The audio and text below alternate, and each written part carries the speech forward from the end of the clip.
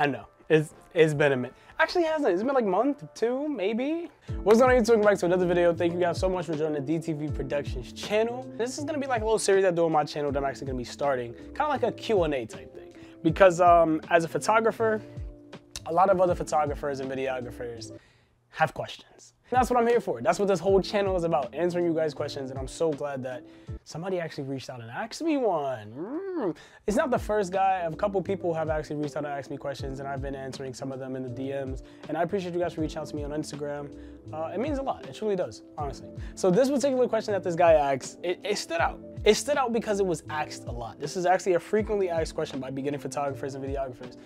And some not even beginning. Some people that actually already been doing it for not a long time, but a decent amount of time. The message reads, "Hey bro, just reached out. I recently watched your YouTube videos. I felt inspired. I began photography in January 2020, just like you.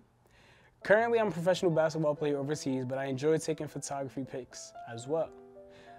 I've been curious on how to make money from photography because everything I've been doing has been free and out of my genuine love. I guess my question is, what's a good starting spot to charge people for pictures? Is it like you charge for a whole session on by how many pictures you take? So many questions. Keep grinding, bro. You never know who you're inspiring." I appreciate the love. I really do. I appreciate the support. Thank you for watching the videos. And hopefully this video answers your question. His question was, how do you start charging for sports photos? And it's a high topic question in this line of work of photography. And it was something that I kind of didn't really struggle with that much, honestly.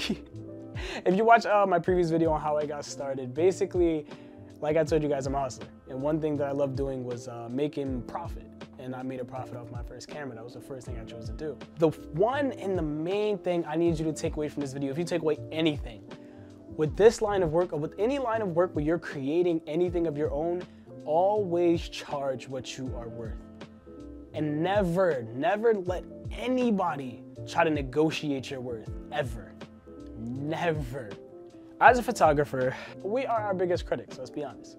But you know, you have to appreciate your work to a degree at a certain point. And you know the type of work that you put in. You know the effort you put in. So only you are gonna truly know what you are worth. And once you figure that out, you can start charging people. You can start charging based off of your time, the equipment you have, your skill set, or all of the above. You can choose one starting now, and you can start to, later on, I just have to sharpen all of those. You can charge based off of all of them. And that's what you're supposed to do. You're supposed to charge based off of your skill set, your equipment, and your time. But as starting out, for me, I'm getting a little personal, so this isn't like everybody, but with me starting out, I never really charged based off of my equipment, and I never really charged that much based off of my time. I really just charged based off of my skill set and my work ethic. You feel me? And it was something that I did need to work on. But when you're starting out, you're never going to be perfect at everything. So with me personally, I started charging based off, like I said, my work ethic and my skill. And gradually over time, I started to implement, okay, how much time am I spending on this project? And, my equipment cost, what am I using for this project? How much did that equipment, cost me and stuff like that? So these are little things you can take into account when you're looking to charge somebody. So an example that I can give on the way that I started when I had my Canon M50. You do basketball. And for anybody else that does basketball, football, baseball, soccer, anything that requires a team and multiple teammates, piece of advice that I can give any photographer. If you're doing one player from a team, in terms of pictures, you're missing out. You are missing out, especially if it's high school, you are missing out on a lot of money. Photographers that do sports, y'all telling me y'all have never been to a game, took pictures of one person, and then have the whole team actually, yo, you got pictures of me, yo, you got pictures of me, hey, did you get any pictures of me? Because it's always gonna happen. What I encourage you to do, or anybody else to do, if you are taking pictures of any team, right, or a player of a team, always try to promote like, yo, I can give you a discount if you get 5 to 10 players in on this too. So that way, the player is paying less money and you are making more money from doing the same work that you are already doing. Say you're going to a football game, right? You're taking pictures of one player for $100. You're only walking away with $100. You gotta drive there, gotta drive back, edit the picture, send them the picture. You're only getting $100 for that one player. That's not bad. It's not bad.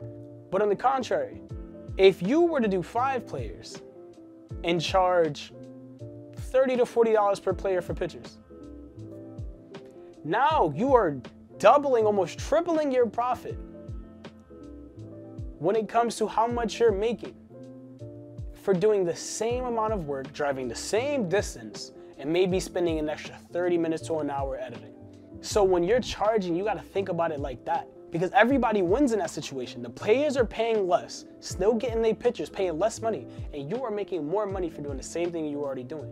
That's how you gotta move in this line of work. You gotta be smart. You have to be smart, because a lot of people say it's hard to make money as a sports photographer. It's not. Bro, I've gotten self-employed off this. But you gotta understand, this is the line of work that you control how much money you make. Don't watch these videos on YouTube thinking, oh, photography, it's hard to make money doing it. Nah, it may be hard for that person because they made it hard for them. You are in control of how much you make, when you make it, how fast it's coming in. You are in complete control of that. That's gonna be all for this video. I'm trying to keep it super, super short. That's all I got. That's all I got, okay? That's all I got. I hope it was enough. I hope I helped you. Thank you for reaching out again, my guy. Really, really do appreciate it. And with that being said, I know, it's the end. Okay, I'm about to end it. Relax, I got y'all, chill. And I'm gonna do a lot more videos like this, a lot more Q&A videos. So if you guys have any questions, email me. Don't email me. Just DM me on Instagram. My Instagram is in the description. It's 𝑑2𝑉 on Instagram, actually. Anyways, thank you guys so much for watching. I hope I did answer anybody's questions. I hope it did help somebody in this video. Don't forget to drop a like, subscribe to the channel. Don't forget to stay creative. See you on the next one.